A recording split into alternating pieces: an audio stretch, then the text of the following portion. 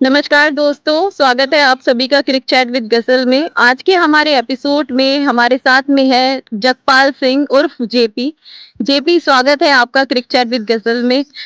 आप अपने बारे में थोड़ा बताएँ। बहुत-बहुत धन्यवाद आपके इस शो में मुझे बुलाया यहाँ पे। कहाँ से बिलॉन्ग करते हो? थोड़ा-सा अपना बैकग्राउंड के बारे में बताओ जेपी। मैम मैं अलीगढ़ ज़िले से एक छोटे से कस्बा जट्टारी के पास मेरा गाँव है और मैं मिडिल क्लास फैमिली से मेरे फादर किसान हैं, छोटे से। जेपी, आपको डिसेबिलिटी कैसे हुई? मैम मेरे भाई की एक छोटी-सी फैक्ट्री थी, उसमें 2003 में मैं 10th क्लास में था, तब मैं भाई के पास गया था छुट्टियाँ मनाने के लिए।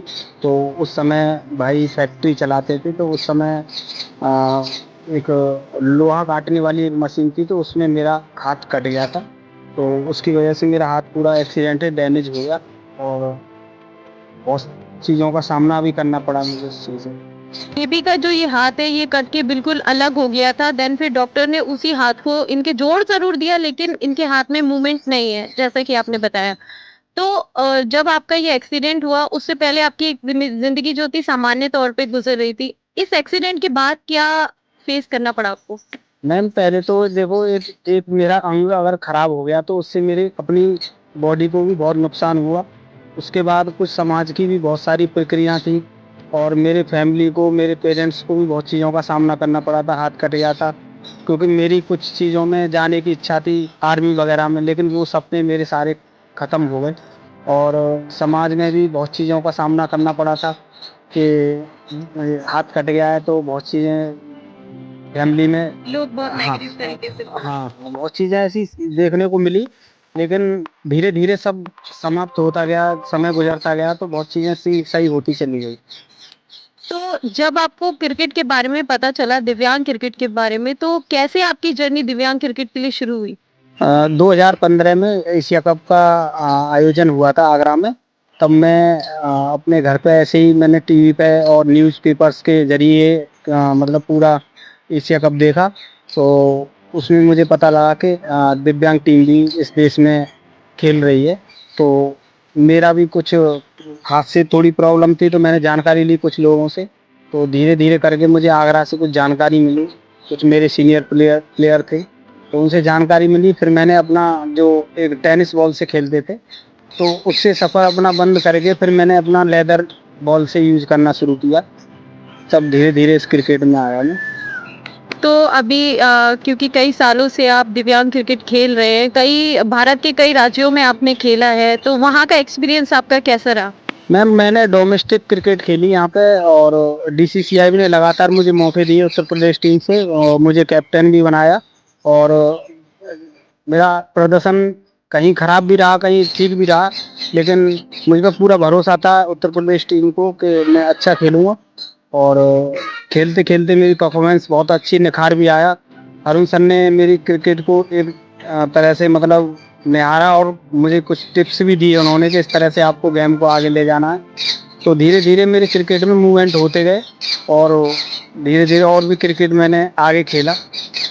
अंतर्राष्ट्रीय स्तर पे भी आपने भारतीय टीम का हिस्सा बन के मलेशिया और सिंगापुर दौरा किया था। पता चला था कि जाने से पहले लोगों ने बहुत सारी बातें करी थी कि मतलब मलेशिया, सिंगापुर खेलने के लिए ऐसे कोई चला जाता है क्या? तो क्या था वो सीन? मैम सीन तो ये है कि पहले तो डोमेस्टिक क्रिकेट में मेरा अच्छा परफॉर्मेंस, क्योंकि बोर्ड के अंदर परफॉर्मेंस बहुत ज़रूरी होता है किसी भी प्लेयर के लिए। और इंडिया खेलना मेरे लिए एक सपने जैसा था। जो आज मैं ये जर्सी पहना हूँ, ये आज आपके शो में अगर अगर जर्सी पहन के मैं इसको अगर इंटरव्यू को दे रहा हूँ तो मेरे लिए भी बहुत गर्व की बात है, क्योंकि फर्स्ट टाइम मैं मलेशिया सिंगापुर गया और फर्स्ट टाइम ही मैं हवाई जहाज़ की यात्रा करी, लेकिन मेरे सपने जैसा था। और जब मैं वहाँ से खेल के आया, मेरी परफॉर्मेंस भी बहुत अच्छी रही, 8 विकेट मिले मुझे उस दौर में और बोर्ड को भी मैंने बहुत क्रिकेट अपने अपने बोर्ड में अपनी टीम के लिए मैंने बहुत कुछ किया वहाँ पे। जब यहाँ मैं लौट के आया तो जब मुझे सम्मान इस देश में मिला, मेरे क्षेत्र में मिला और मेरे ज़िले में मिला, तो मैं उससे बहुत खुश था। और जो मेरे ऊपर जो लोग बागों ने जो मेरे ऊपर दिव्यांग होते हुए बहुत चीज़ों का सामना भी करना पड़ा, लेकिन वो सब चीज़ें ख़त्म होती चली गई और आज मैं अपने क्षेत्र के लिए एक पहचान बन गया हूँ, जो लोग कहते हैं वहाँ पे। जेपी मलेशिया सिंगापुर दौरे के बाद फिर आपने कौन-कौन से अंतर्राष्ट्रीय टूर्नामेंट में भारतीय टीम का नेतृत्व किया है? मैम मैं फर्स्ट टाइम जो दुनिया में सबसे पहले जो टेस्ट मैच हुआ था इंडिया नेपाल का आगरा के अंदर, उसमें मैं टीम इंडिया का हिस्सा बना हूँ। और वो हिस्टोरिकल टूर्नामेंट था, क्योंकि दुनिया में पहली बार ऐसा टूर्नामेंट हुआ जो टेस्ट मैच हुआ। 3 दिन का टेस्ट मैच था मैम।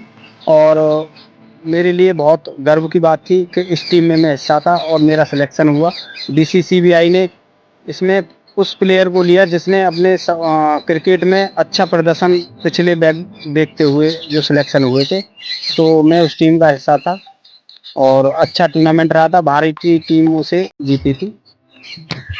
ऐतिहासिक टेस्ट मैच, मतलब टेस्ट मैच अपने आप में ही एक बहुत बड़ी बात होती है। असल क्रिकेट तो टेस्ट मैच ही होता है। भारतीय टीम का आपने टेस्ट मैच के दौरान आप भारतीय टीम का हिस्सा रहे और आपने उसमें क्या प्रदर्शन किया था?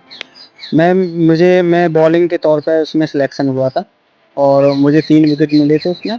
और उसके बाद दूसरे दिन 2 विकेट मिले थे, तो मेरे लिए बहुत अच्छा रहा था पहला टेस्ट। और मेरी जर्नी में एक अलग ही मोमेंट था ये कि मैं टेस्ट मैच मेरे सभी न्यूज़पेपर में नाम और टेस्ट मैच पहला था इंडिया के लिए।